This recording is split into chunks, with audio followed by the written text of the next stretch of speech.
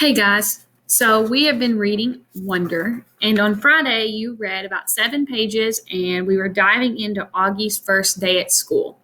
Well, we're going to learn a little bit more about that. So I need you to go ahead and flip to page 41 of your book, and you should see Around the Room. Let's go ahead and grab your book. Got your book? Good. I want you following along with every word that I read. Miss Petosa told us a little bit about who she was. It was boring stuff about where she originally came from and how she always wanted to teach. And she left her job on Wall Street about 6 years ago to pursue her dream and teach kids. She ended by asking if anyone had questions, and Julian raised his hand. Yes, she had to look at the list to remember his name. Julian. That's cool about how you're pursuing your dream, he said. Thank you. You're welcome. He smiled proudly. Okay, so why don't you tell us a little bit about yourself, Julian? Actually, here's what I want everyone to do. Think of 2 things you want other people to know about you. Actually, wait a minute. How many of you came from the Beecher Lower School?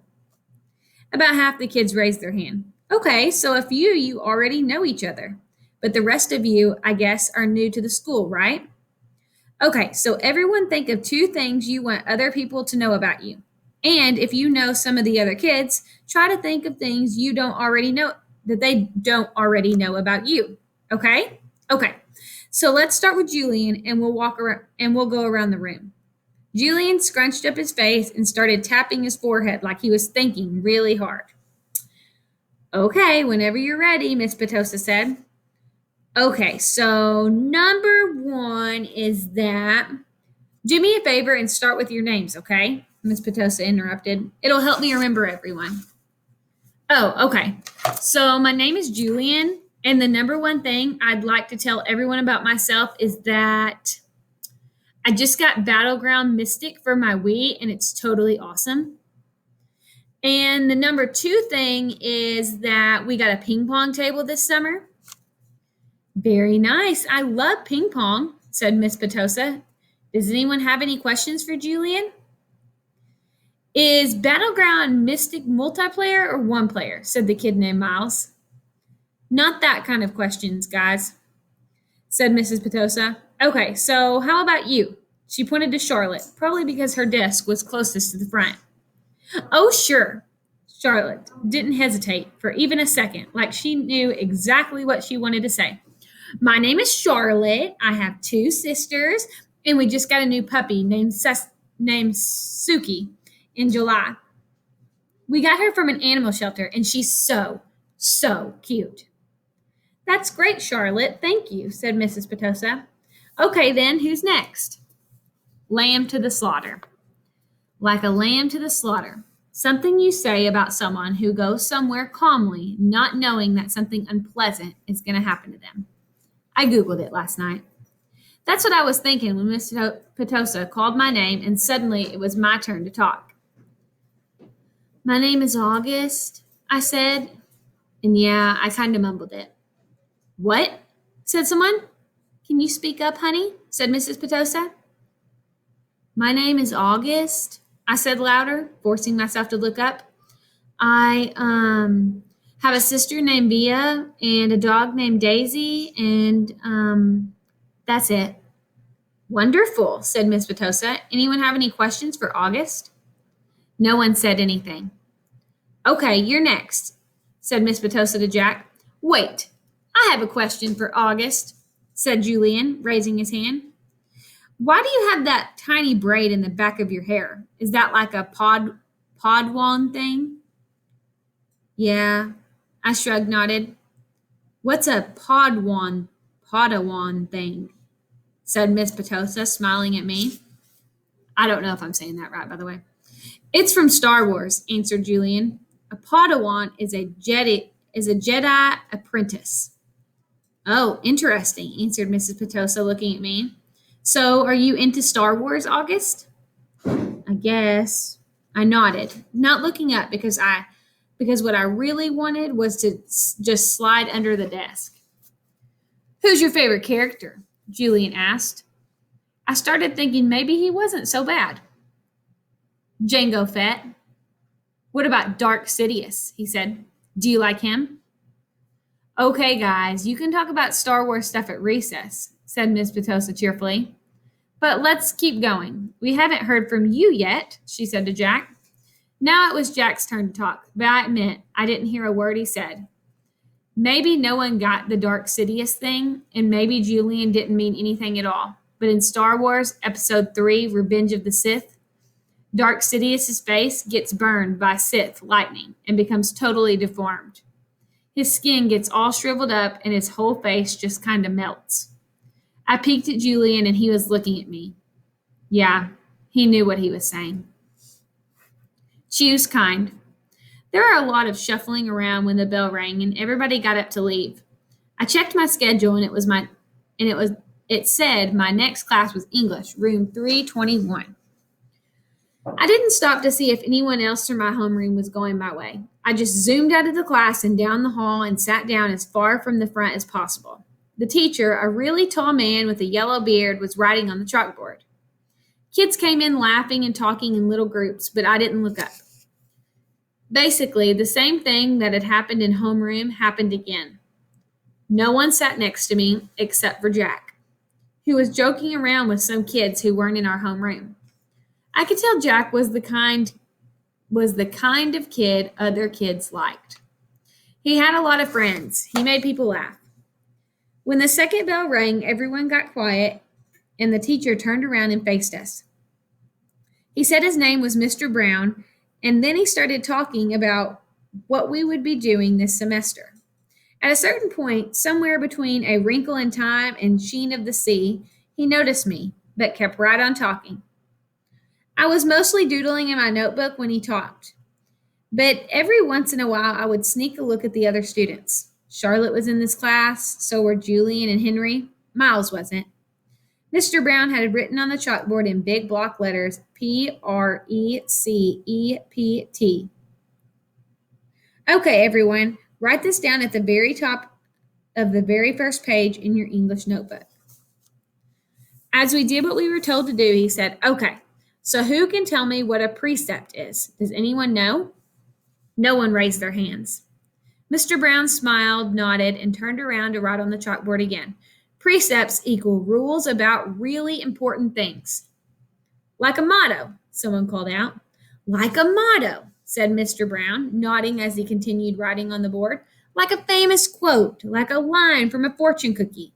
Any saying or ground rule that can motivate you. Basically, a precept is anything that helps guide us when making decisions about really important things.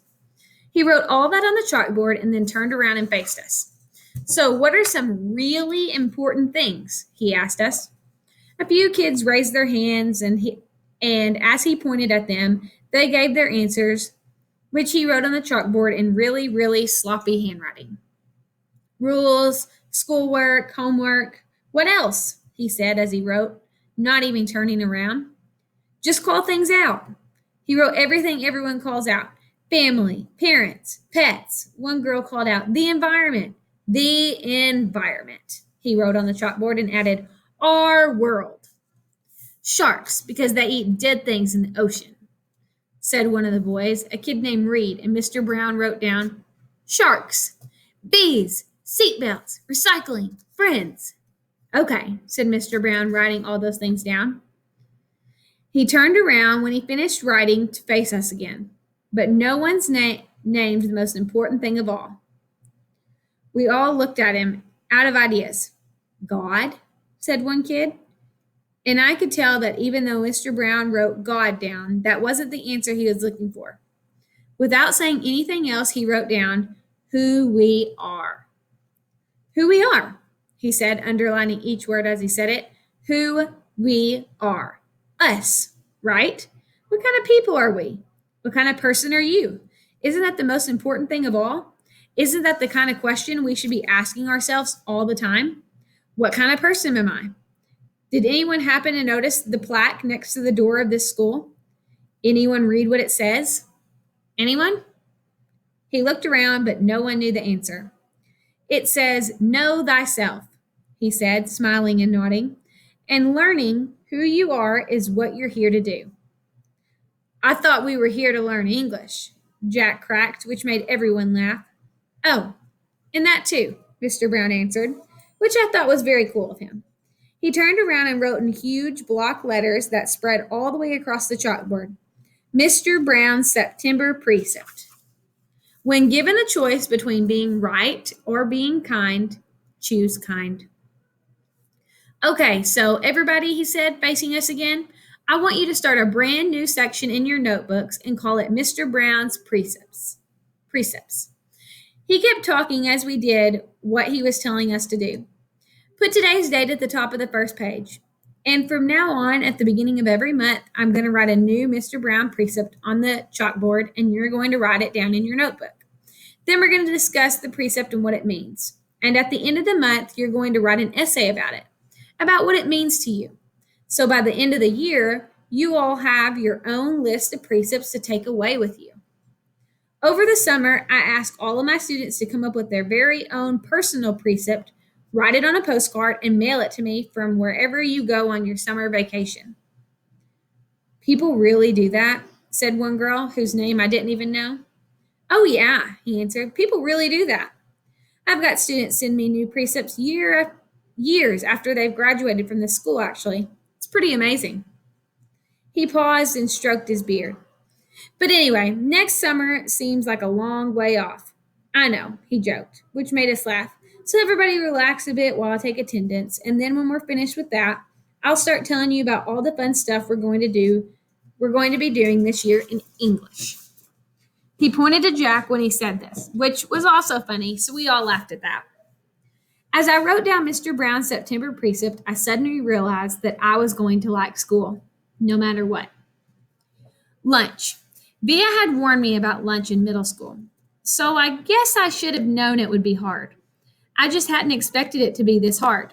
Basically, all the kids from all the fifth grade classes poured into the cafeteria at the same time, talking loudly and bumping into one another while they ran to different tables. One of the lunchroom teachers said something about no seat saving allowed, but I didn't know what she meant. And maybe no one else did either, because just about everybody was saving seats for their friends. I tried to sit down at one table, but the kid in the next chair said, "Oh, sorry, but somebody else is sitting here." So I moved to an empty table and just waited for everyone to finish stampeding and the lunchroom teacher to tell us what to do next. As she started telling us the cafeteria rules, I looked around to see where Jack Will was sitting. But I didn't see him on my side of the room. Kids were still coming in as the teachers started calling the first few tables to get their trays and stand on the line of the counter. Julie, Henry, and Miles were sitting at the table towards the back of the room. Mom had packed me a cheese sandwich, graham crackers, and a juice box, so I didn't need to stand on line when my table was called. Instead, I just concentrated on opening my backpack, pulling out my lunch bag, and slowly opening the aluminum foil wrapping of my sandwich. I could tell I was being stared at without even looking up. I knew that people were nudging each other, watching me out of the corners of their eyes. I thought I was used to those kinds of stares by now, but I guess I wasn't. There was one table of girls that I knew were whispering about me because they were talking behind their hands. Their eyes and whispers kept bouncing over to me. I hate the way I eat. I know how weird it looks. I had a surgery to fix my cleft palate when I was a baby, and then a second cleft surgery when I was 4, but I still have a hole in the roof of my mouth. And even though I had jaw alignment surgery a few years ago, I have to chew food in the front of my mouth. I didn't even realize how this looked until I was at a birthday party once, and one of the kids told the mom of the birthday boy he didn't want to sit next to me because I was too messy with all the food crumbs shooting out of my mouth. I know the kids weren't trying to be mean, but he got in big trouble later, and his mom called my mom that night to apologize. When I got home from the party, I went to the bathroom mirror and started eating a saltine cracker to see what I looked like when I was chewing. The kid was right. I eat like a tortoise. Have you ever seen a tortoise eating? Like some prehistoric swamp thing. Hey, is this seat taken? I look up and a girl I never saw before was standing across from my table with a lunch tray full of food. She had long brown hair and wore a brown t-shirt with a purple peace sign on it. No, I said. She put her lunch tray on the table, plopped her backpack on the floor, and sat down across from me. She started to eat the mac and cheese on her plate. She said after swallowing the first bite. I should have brought a sandwich like you did. Yeah, I said, nodding. My name is Summer, by the way. What's yours? August. Cool, she said. Summer. Another girl came over to the table carrying a tray. Why are you sitting here? Come back to the table. It was too crowded, Summer answered her. Come sit here, there's more room. The other girl looked confused for a second. I realized she had been one of the girls I had caught looking at me just a few minutes earlier, hand cupped over her mouth, whispering. I guess Summer had been one of the girls at that table, too. Never mind, said the girl, leaving. Summer looked at me, shrugged, smiled, and took another bite of her mac and cheese. Hey, our names kind of match, she said as she chewed. I guess she could tell I didn't know what she meant. Summer, August, she said, smiling, her eyes wide open as she waited for me to get it. Oh, yeah, I said after a second. We can make this the summer-only lunch table, she said. Only kids with summer names can sit here. Let's see. Is there anyone here named June or July? There's a Maya, I said. Technically, May is spring, Summer answered. But if she wanted to sit here, I could make an exception. She said it as if she actually thought the whole thing through. There's Julian. That's like the name Julia, which comes from July. I didn't say anything. There's a kid named Reed in my English class, I said. Yeah, I know Reed, but how is Reed a summer name? She asked. I don't know, I shrugged. I just picture like a reed of grass being a summer thing. Yeah, okay, she nodded, pulling out her notebook. And Mrs. Petosa could sit here too. That kind of sounds like the word pedal, which I think of as a summer thing too. I have her for homeroom, I said. I have her for math, she answered, making a face. She started writing the list of the names on the second to last page of her notebook. So who else? She asked. By the end of lunch, we had come up with a whole list of names of kids and teachers who could sit at our table if they wanted. Most of the names weren't actually summer names, but they were names that had some kind of connection to summer. I even found a way of making Jack Wheel's name work by pointing out that you could turn his name into a sentence about summer, like Jack will go to the beach, which Summer agreed worked fine. But if someone doesn't have a summer name and wants to sit with us, she said very seriously, we'll still let them if they're nice, okay? Okay, I nodded, even if it's a winter name.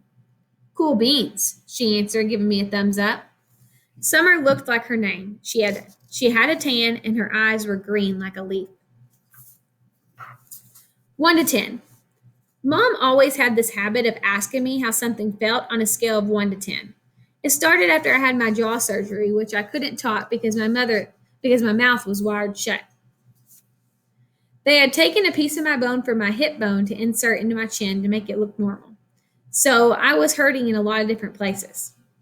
Mom would point to one of my Band-Aids and I would hold up my fingers to show her how much it was hurting. 1 meant a little bit, 10 meant so much. Then she would tell the doctor, when he made his rounds, what needed adjusting or things like that. Mom got very good at reading my mind sometimes. After that, we got into the habit of doing the 1 to 10 scale for anything that hurt. Like if I just had a plain old sore throat, she'd ask 1 to 10, and I'd say 3, or whatever it was. When school was over, I went outside to meet Mom, who was waiting for me at the front entrance like all the other parents or babysitters. The first thing she said after hugging me was, So, how was it? 1 to 10? 5, I said, shrugging, which I could tell totally surprised her. Wow, she said quietly. That's even better than I hoped for. Are we picking Via up? Miranda's mother is picking her up today. Do you want me to carry your backpack, sweetness? We had started walking through the crowd of kids and parents, most of whom were noticing me, secretly pointing me out to each other. I'm fine, I said. It looks too heavy, Augie. She started to take it from me. Mom, I said, pulling my backpack away from her. I walked in front of her through the crowd. See you tomorrow, August. It was Summer. She was walking in the opposite direction. Bye, Summer, I said, waving at her. As soon as we crossed the street and were away from the crowd, Mom said, "Who is that, Augie?" "Summer." "Is she in your class?" "I have lots of classes." "Is she in any of your classes?" Mom said. "I don't know." Mom waited for me to say something else, but I just didn't feel like talking. "So it went okay?" said Mom. I could tell she had a million questions she wanted to ask me. "Everyone was nice? Did you like your teachers?" "Yeah." "How about those kids you met last week? Were they nice?" "Fine, fine. Jack hung out with me a lot." "That's so great, sweetie. What about that boy, Julian?" I thought about the Dark Sidious comment. By now, it felt like it had happened 100 years ago. "He was okay," I said. "And the blonde girl, what was her name?" "Charlotte." "Mom, I said everyone was nice already." "Okay," Mom answered. I honestly don't know why I was kind of mad at Mom, but I was. We crossed Amsfort Avenue, and she didn't say anything else until we turned onto our block. "So," Mom said, "how did you meet Summer if she wasn't in any of your classes?" "We sat together at lunch," I said. I had started kicking a rock between my feet like it was a soccer ball, chasing it back and forth across the sidewalk. "She seems very nice." "Yeah, she is." "She's very pretty," Mom said. "Yeah, I know," I answered. "We're kind of like Beauty and the Beast."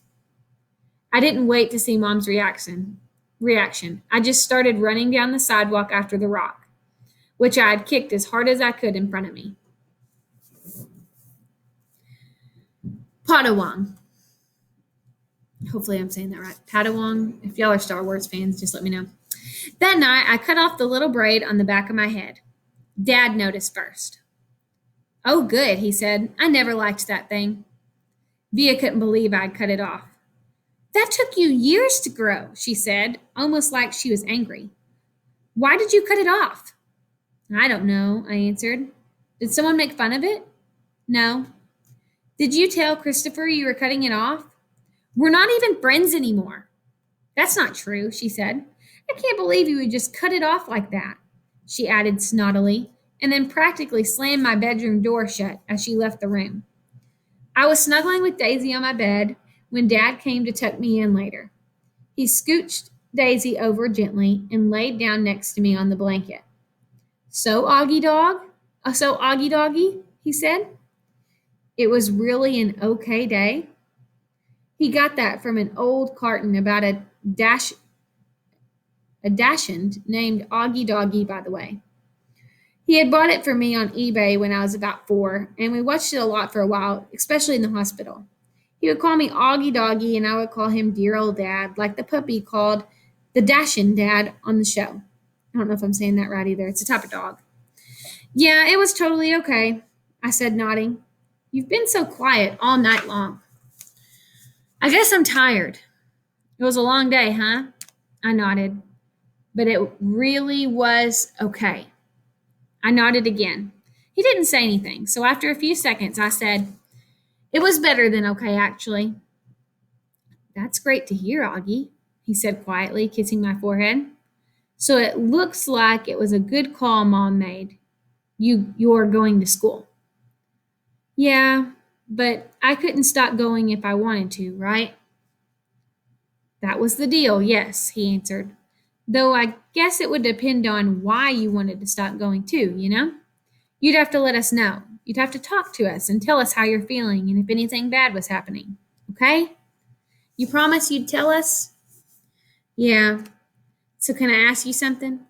Are you mad at Mom or something? You've been kind of huffy with her all night long. You know, Augie, I'm as much to blame for sending you to school as she is." "No, she's more to blame. It was her idea." Mom knocked on the door just then and peeked her head inside my room. "Just wanted to say good night," she said. She looked kind of shy for a second.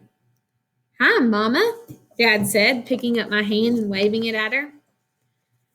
"I heard you cut off your braid," Mom said to me, sitting down at the edge of the bed next to Daisy. "It's not a big deal," I answered quickly. I didn't say it was, said Mom. Why don't you put Augie to bed tonight? Dad said to Mom, getting up. I've got some work to do anyway. Good night, my son. My son. That was another part of our Augie Doggy routine, though I wasn't in the mood to say, good night, dear old Dad. I'm so proud of you, said Dad. And then he got up out of the bed.